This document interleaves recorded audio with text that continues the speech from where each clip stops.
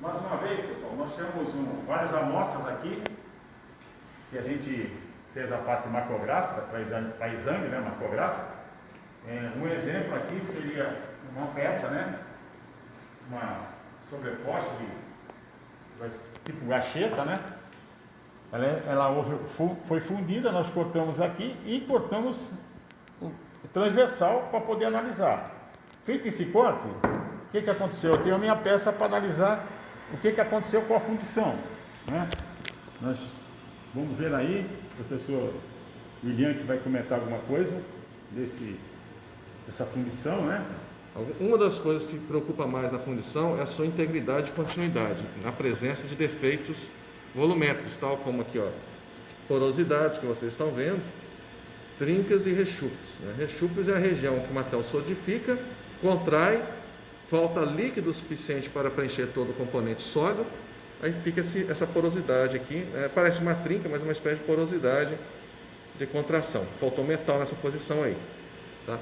Por isso que às vezes a peça ela tem esse apêndice aqui, ó, esse apêndice é chamado de massalote, né? Esse apêndice está aqui para deixar que essa região aqui tenha mais metal do que o restante, né? E essa região que tem mais metal aqui, porque tem metal em cima, aqui vai solidificar antes dessa região. Então, se tiver um problema de rechupe, tende a dar nessa região aqui, nesse massalote. Esse massalote é cortado da peça, essa parte que ela é preparada, lixada, e aí o massalote fica com defeito e a peça não, tá? Para tentar evitar esse tipo de defeito. Então, essa análise ela indica, por exemplo, que precisaria de massalote nessa região aqui, ó, essa região da peça aqui, tá? Que seria equivalente a qual região? A essa região aqui, ó. Reparem que aqui, que deu defeito, não tinha nem massalote e nem isso aqui, que é o canal de alimentação da peça. Do outro lado, né, que seria equivalente a esse daqui, pode reparar, não tem problema, não tem defeito. Por quê? Do outro lado, tem bastante metal aqui que tende a solidificar por último, então se tiver defeito vai ser aqui. Inclusive, reparem que aqui tem uma porosidade de solidificação aqui também, e aqui não. Porém, do outro lado teve. Então, essa análise aqui indica que essa peça deveria ter um massalote não só aqui, mas aqui também, tá? Que é muito interessante, graças à macrografia a gente chega a essa conclusão aí. E olha só que interessante. Aqui é a parte externa e aqui é a parte interna dessa peça. Isso aqui, na verdade, é um tubo, tá? Vou virar aqui ao contrário, talvez fique mais fácil de ver. Reparem que aqui nós temos um anel na parte de baixo, indicando que uma dessas soldas ela foi feita depois da outra. Qual será, né? Isso aí. Então aqui é mais ou menos a geometria da peça, tá?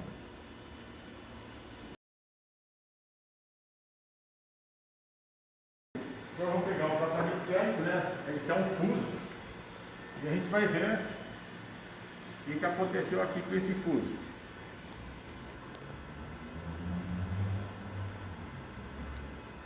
É um tratamento térmico superficial. Vou ficar desse lado. Na rosca do sem fim, onde ele vai trabalhar, então a gente vai checar qual é a profundidade desse tratamento térmico do sem fim. Vamos descontaminar mais uma vez aqui, abrindo a água.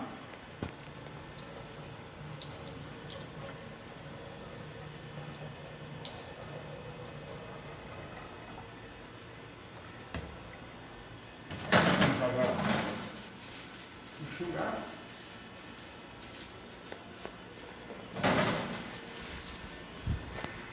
E vamos ver como é que ficou. Vamos ver como é que ficou a parte do tratamento térmico superficial. Ou seja, uma cementação, uma nitretação, né, pessoal? E a gente observou que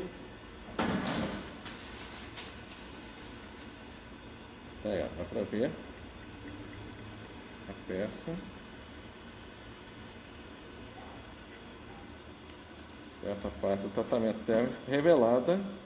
Isso aqui não é rechupe não, tá, gente? Isso aqui é só a geometria da própria peça, tá? é o furo do centro do função.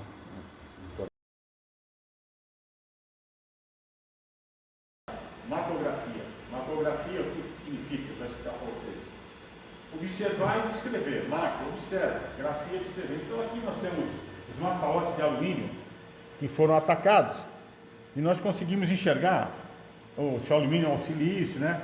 A composição química dele e os grãos colunares. seria a forma de resfriamento né? Colunar. Os grãos colulares, a forma de resfriamento do massalote.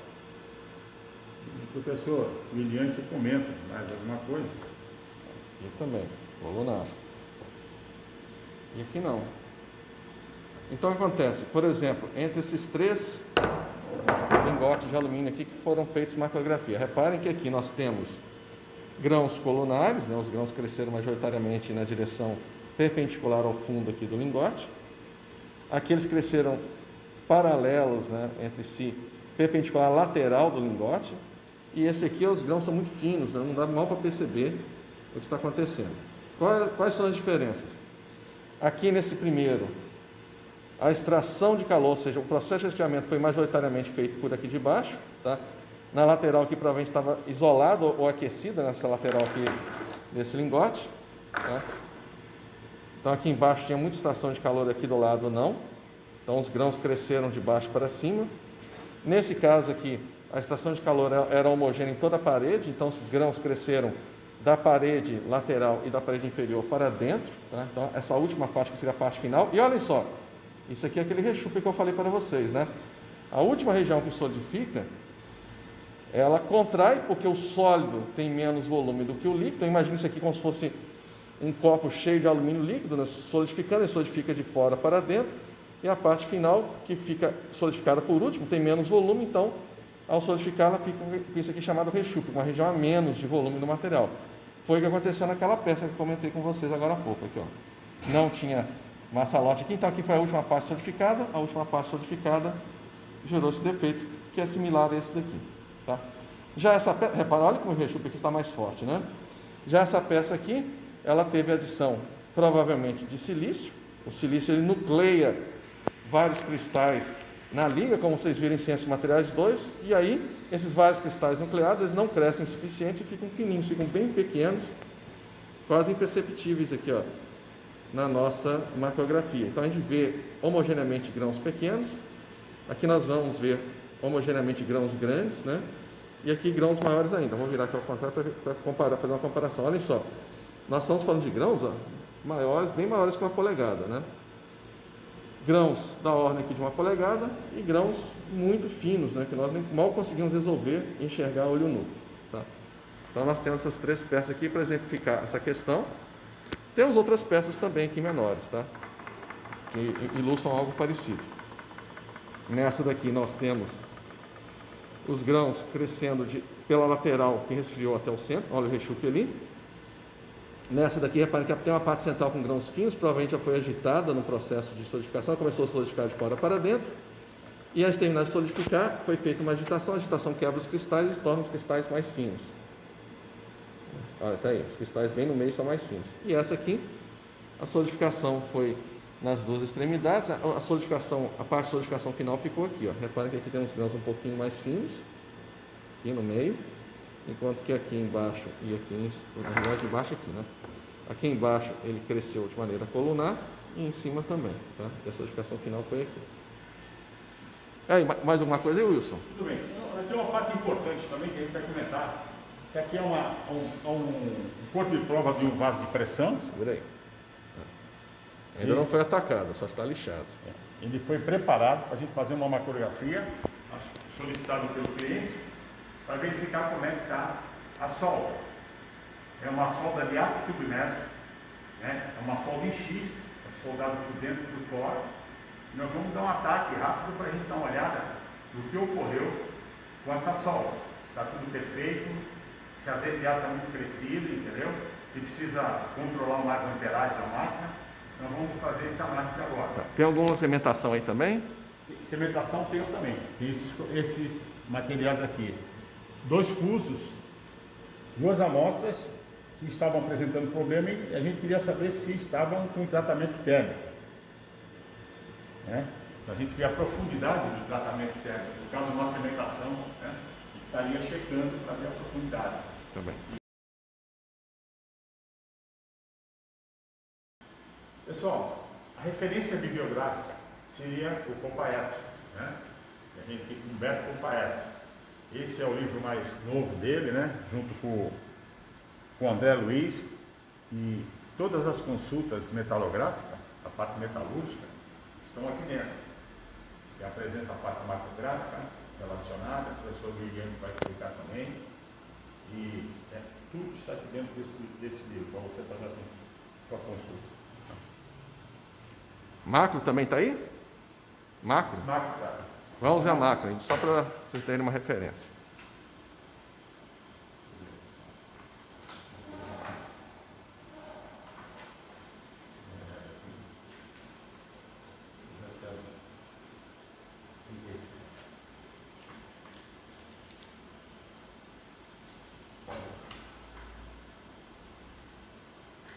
Ó, vamos lá, macrografia, tá aí, ó. Viu? Folheia aí rapidinho, Will, só para a gente ver como é que tá. Então, a técnica macrográfica. Aí aqui está a introdução. Introdução, preparo do corpo de prova para a macrografia, escolher a localização e seção. Tá? Se a gente for folheando, a gente vai encontrando todos o que a gente fez, a apresentação para vocês. Ataque da superfície, reagentes macrográficos. Aqui está todos os reagentes que você pode utilizar no material. Certo? Tem muita informação aqui, pessoal. Tem muitos resultados da parte macrográfica também, de alguns materiais. Né? Enfim, tem bastante coisa para né, a gente fazer o estudo aqui da parte macrográfica. Tá? Eu ainda uso muito, todos, né? Todo o pessoal da parte metalográfica usa um Humberto Paet para